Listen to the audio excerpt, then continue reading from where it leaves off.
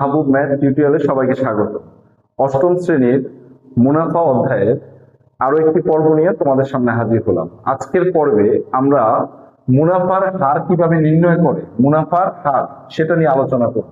তো প্রথমে আমরা প্রশ্নটার দিকে তাকাই যে শতকরা বার্ষিক কত মুনাফায় 4000 টাকার 4 বছরের মুনাফা 1200 টাকা হবে। তার মানে শতকরা বার্ষিক, কখনো কোনো প্রশ্নে যদি তুমি শতকরা বার্ষিকের সাথে কোনো সংখ্যা যদি খুঁজে না পাও, ধরে নিবে যে এটাকেই তোমাকে নির্ণয় করতে হবে। সেটা হচ্ছে কি মুনাফার হার। তার মানে মুনাফার হার চেনার প্রতীক, আমি গত ভিডিওতেও বলেছি যে মুনাফার হার চেনার প্রতীক হচ্ছে কয়েক ধরনের। যেমন কোনো প্রশ্ন যদি দেখো শতকরা বার্ষিক, অথবা শুধু বার্ষিক, অথবা শুধু শতকরা, অথবা কোনো সংখ্যার সাথে পার্সেন্ট, যেমন ধরো 10%, তাহলে এটা হচ্ছে মুনাফার হার। তাহলে এই প্রশ্নটার মধ্যে দেখো শতকরা বার্ষিকের সাথে কিন্তু কোনো সংখ্যা দেওয়া নেই, তার মানে মুনাফার হার তোমাকে বের করতে হবে। আরো আমরা সামনের দিকে যাই, কত মুনাফায় 4000 টাকা, তাহলে মূল টাকাটা কত টাকা? 4000 টাকা। তার মানে মূল টাকাটা হচ্ছে বা আসল টাকাটা হচ্ছে 4000, 4 বছরের, তাহলে সময়টাকে এন দ্বারা প্রকাশ করে 4 বছর, মুনাফা এত টাকা। মুনাফাকে কি দ্বারা প্রকাশ করে? ইন্টারেস্ট, আয়, এই আয় দ্বারা প্রকাশ করা হয়। তাহলে দেখো এই প্রশ্নের মধ্যে তোমার আর পি এন আই এইগুলো একটা যেটা বের করবো সেটা ছাড়া বাকি উপাদানগুলো আছে। তার মানে এই ধরনের 4টা টাইপ যদি থাকে তাহলে সেটাকে কোন সূত্র দ্বারা ব্যবহার করতে হয়? I equal P R N, বা এটাকে আইকে কি বলা হয়? মুনাফা বা সরল মুনাফা। এই সূত্রটা কার সূত্র? সরল মুনাফা নির্ণয়ের সূত্র।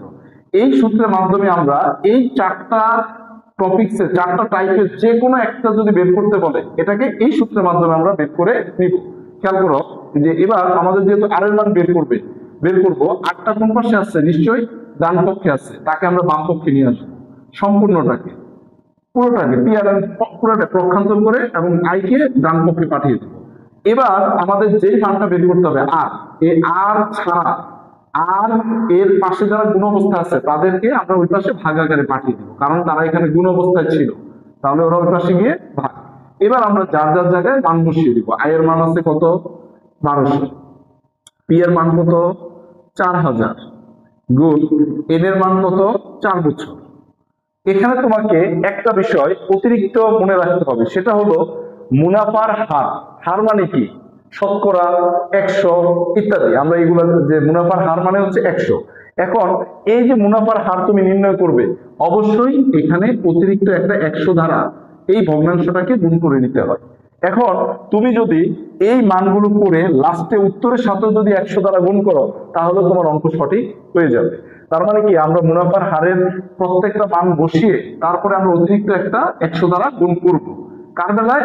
মুনাফার হার নির্ণয় করার বেলায়।